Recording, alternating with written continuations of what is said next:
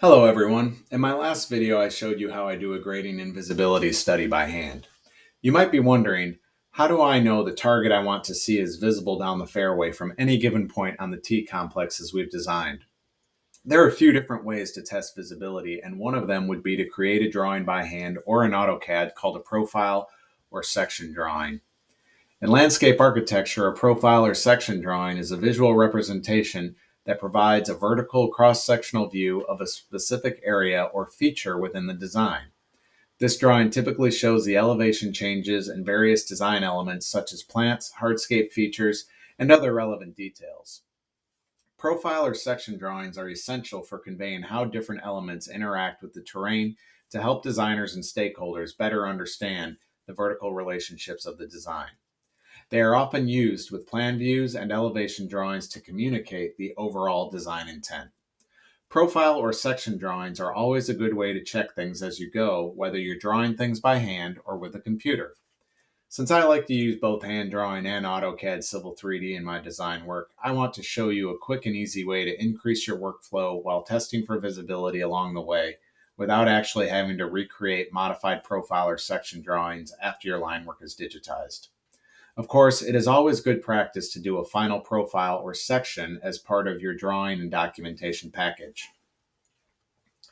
So as you can see here, I already have my line work digitized in AutoCAD Civil 3D. But before I go any further, I want to check each one of these polylines for two things. One, ensuring each polyline has an elevation assigned to it, and two, ensuring each elevation is correct. There are a few ways to do this. We can simply select each line and review the properties along the left-hand side here to check and make sure the correct elevation is assigned to each polyline. Or we can use the quicker, more efficient method I prefer, which is to navigate to the Modify tab, and under Design, we can select Edit Polyline Elevations. And this allows us to select each polyline and view the assigned elevation within the command line. We can also change the elevation number here if we find a mistake. So now you can see how this tool allows us to quickly jump from polyline to polyline, checking our elevations along the way. I've already completed this task for our exercise today, so we're good to go. Next, we need to create a surface in Tool Space by navigating to the Tool Space control panel and highlighting surfaces under the listing. Right-click and select Create Surface from the top, and in the dialog box, we can see that the preset is already on 1 or 5 foot contour intervals. So all we need to do is name our surface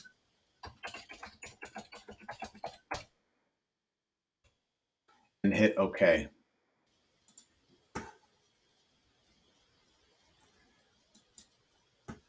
Our surface is now generated and listed under Surfaces in the Tool Space control panel. Now we need to add our contour data to the surface in order to create our terrain model. To do that, we need to hit the plus sign next to the name of our new surface to expand the list. We can further expand the list next to Definition and select Contours, and then right-click and select Add from the top. In this dialog box, all the presets are fine for our purposes, so just hit OK. It then prompts us to select all the contours we want to add to the surface. Once you have all the polylines selected, we can hit Enter or right-click depending on our personal settings in Civil 3D. You can see the terrain model surface is generated. For fun, let's navigate up to the View tab and select Orbit to see the terrain model from different angles. If we click and hold while moving the mouse, it allows us to orbit around the terrain model, seeing it from all different perspectives.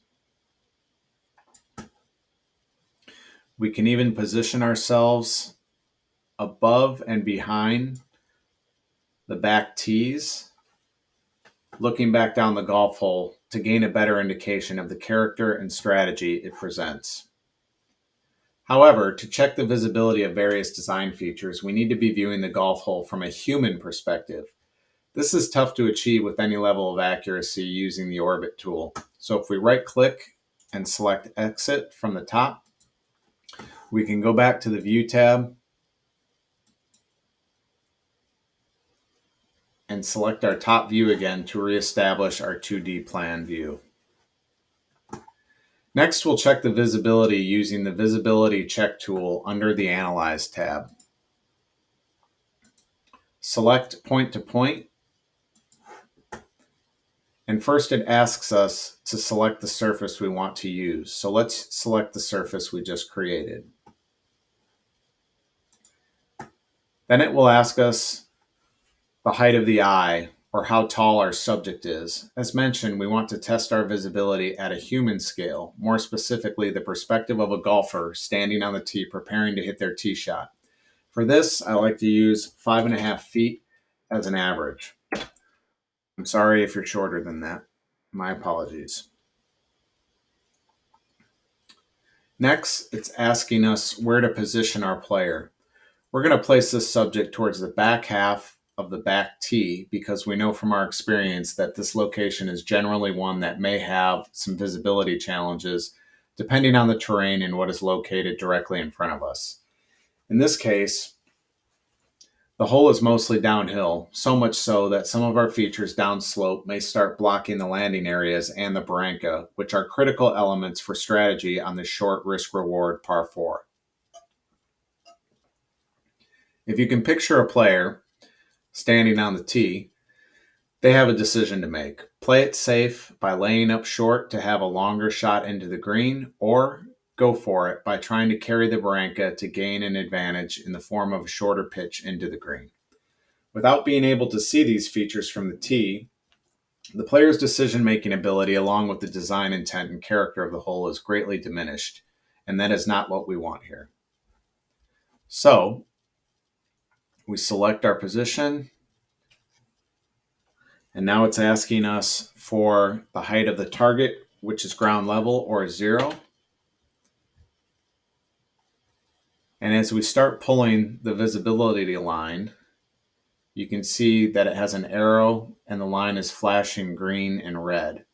Red in this case means everything along the path is going to be blind, and everything green along the path is going to be visible from our starting point.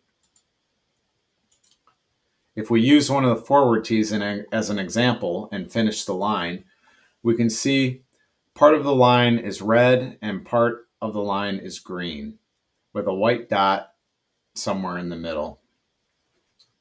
What this essentially tells us is that everything on the tee surface is visible until you get to the front right bank starting down the hill. The front of the back tee is blocking visibility to the next tee forward, with our white dot indicating where visibility ends and invisibility begins. Why did this happen? Because our back tee's elongated rectangular nature extends far enough into the view corridor that it begins to block features immediately beyond and below the tee complex. That is why on a hilly site with steep terrain, I generally opt for more tee complexes that are smaller in size and stepped into the hillside. This not only minimizes the disturbance area, but also helps ensure visibility down the corridor of the golf hole. If I were so inclined, I would break up this back tee into 2 tees and elevate the furthest back tee more to allow viewing over the newer forward tee. Elongated runway style tees generally cause visibility issues on hillier sites.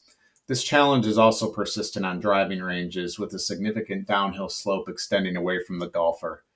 This is generally due to the larger size inherent to driving range tees. Because the range tee is essentially a large platform that extends out in front of the golfers, it is easy to start blocking visibility to target greens positioned 50, 75, or 100 yards or meters out. However, we're not concerned about seeing the forward tees on this hole. We want to ensure that the barranca and landing area is short and beyond the barranca are visible, so that players can decide strategically whether to challenge the hazard, which is the barranca, or lay up. Without proper visibility of these strategic features, the design intent of the golf hole may be compromised. So back to our visibility lines. I'm going to pull a few more, locating the targets in the position of these three features that we're interested in.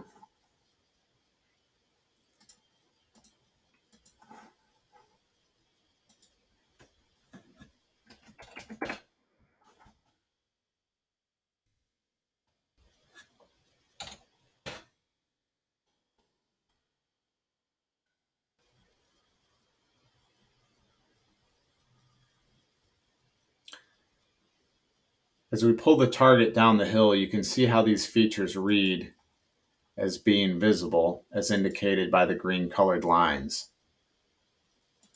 And if I click, I can end the line and immediately start a new line, which is pretty handy. However, the limitation to the visibility check lines are that they only analyze between 2 points in a straight line. If we want to check the breadth of our corridor, we need to draw a few more lines using the same parameters in different locations. So we'll do one up the right side and do one to the left. So everything looks good down the right side. To the left, we actually start to lose some visibility due to this hillside on the left. That's okay because we're trying to avoid disturbing more of the existing landscape than necessary while achieving our objective. And a little bit of mystery never hurts, especially when we have so much more of the fairway and the hazard visible to the right.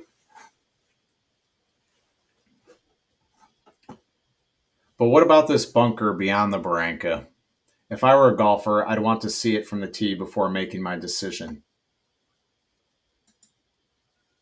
And it looks like we will, regardless of the hillside that's already blocking the barranca. So this is good news. And there you have it. As an architect, I'm pretty satisfied with the visibility we've achieved here. However, we can always make adjustments in the field if necessary, but this helps provide a good indication of how close we are to achieving what it is we want in design. It might make sense to do more profiles or section drawings by hand as you work through your drawing package, depending on which phase of design you're in. However, using the visibility check tool is handy when you know you're close or trying to save paper or time or simply just have a better comfort level using CAD in general. I hope you found this video interesting. Thanks for watching.